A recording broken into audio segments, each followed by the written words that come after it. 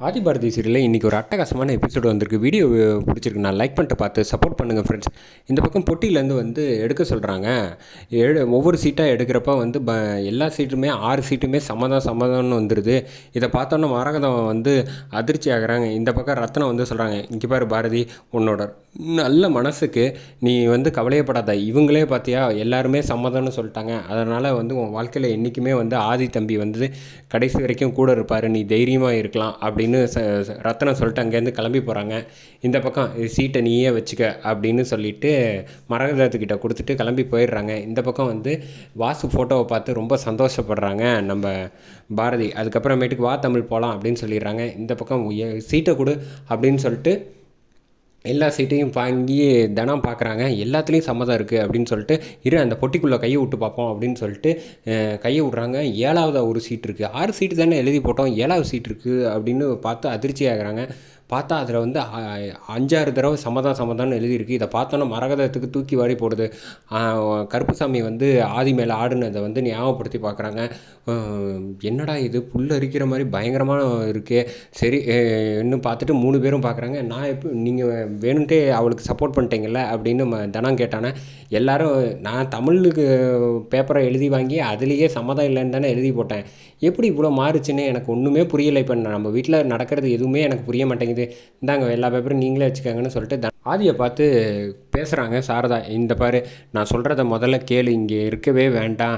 என் பாரதியும் சரி இந்த குடும்பமும் சரி எனக்கு சுத்தமாக பிடிக்கல. அவங்க சரியில்லாதவங்களாக இருக்காங்க, வா கிளம்பி போயிடலாம் அப்படின்னோடனே கரெக்டாக மரத்து பின்னாடி நின்றுட்டு இருக்கவங்க டக்குன்னு ஆதி வாசுவாக மாறிடுறாங்க. சாரதா தேவையில்லாமல் பேசாத அப்படின்னு கத்துறாப்புல நம்ம ஆதி.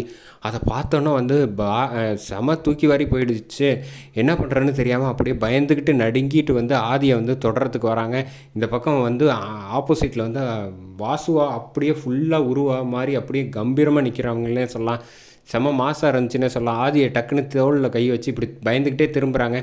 ஏன் இப்படி சொல்கிறேம்மா அப்படின்னு ஆதி நார்மலாக பேச ஆரம்பிச்சிடுறாங்க.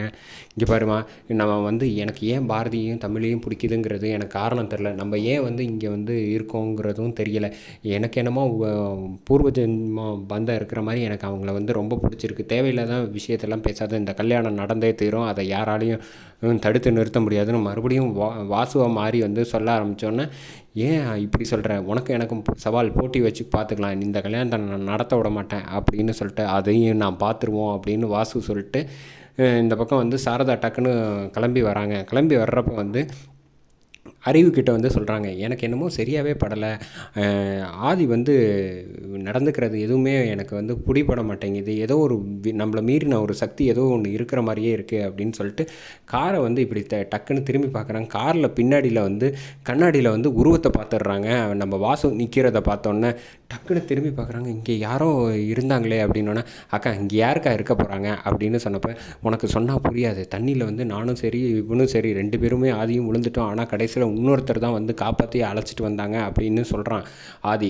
அது என்னமோ எனக்கே உண்மைங்கிற மாதிரி தான் தெரியுது. அது மட்டும் இல்லாமல் ஆதி நடந்துக்கிறத பார்த்தாலே எனக்கு என்னமோ சந்தேகமாக இருக்குது. எல்லாமே சுற்றி இந்த வாசுவை சுற்றி தான் நடக்குது, எனக்கு ஒரே குழப்பமாக இருக்குங்கிறப்ப, ஏம்மா இந்த இடத்துல யார்மா இருக்கா அப்படின்னு சொன்னோன்னே, இது இந்த ரத்தனத்தோட மூத்த பையன் இந்த இடத்துல தான் வச்சுருக்காங்க அப்படின்னு சொன்னோன்னே, வாசுவோட இடம் அப்படின்னு சொன்னோன்னே தூக்கி வாரி போடுது நம்ம சாரதாக்கும் சரி அறிவுக்கும் சரி.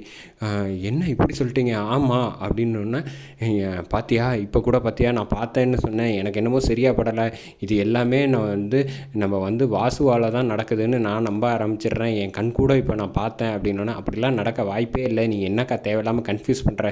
யார் நான் கன்ஃபியூஸ் பண்ணுறேன்னா, இந்த கல்யாணம் நடக்காமல் நம்ம தடுத்து நிப்பாட்டணும்னு வச்சுக்கோங்க, ஏதாவது வாசு நம்மளை பழி வாங்குவானோ அப்படின்னு பயமாக இருக்குது எனக்கு அப்படின்னு யோசிக்கிறவங்க, அப்படிலாம் ஒன்றும் யோசிக்காதக்கா, அந்த மாதிரிலாம் நடக்க வாய்ப்பு இல்லை, எதுவாக இருந்தாலும் நீ கவலைப்படாத, இதை நிப்பாட்ட வேண்டியது என்னோட பொறுப்பு அப்படின்னு சொல்லிட்டு காரில் ஏறுறாங்க. ஏறி உட்காந்ததுக்கு அப்புறமேட்டுக்கு ஒரே குழப்பத்திலே இருக்காங்க நம்ம சாரதா. அறிவுமே லைட்டாக பயப்பட ஆரம்பிச்சிடுறாங்க. அந்த துரை வேறு இதே மாதிரியே சொன்னான். இப்போ என்னடான்னா அக்காவும் சொல்கிறா, அக்கா சொல்கிறதுல ஏதோ ஒரு உண்மை இருக்குமோ அப்படின்னு ஒரு செகண்ட் யோசிக்கிறாங்க. சேச்சா இருக்காது, அதெல்லாம் இருக்க வாய்ப்பு கிடையாது, எந்த காலத்தில் இருந்துக்கிட்டு முதல்ல இந்த கல்யாணத்தை நிப்பாட்டுறதுக்கு உண்டான வழியை பார்ப்போம், அதுக்கு அடுத்தது எதுவாக இருந்தாலும் நம்ம யோசித்து முடிவு பண்ணிக்கலாம் அப்படிங்கிறாங்க. அந்த பக்கம் பாரதி பயங்கர சந்தோஷத்தில் இருக்காங்க. நல்ல வேலை எந்த பிரச்சனையும் இல்லாமல். ஆமாம், சீட்டு எல்லாமே 6 சம்மதமாக வந்திருக்கு, அது எப்படி அப்படின்னு யோசிச்சுக்கிட்டு இருக்காங்க. அதோட இந்த எபிசோடை வந்து அட்டகாசமாக முடிச்சிட்டாங்கன்னே சொல்லலாம்.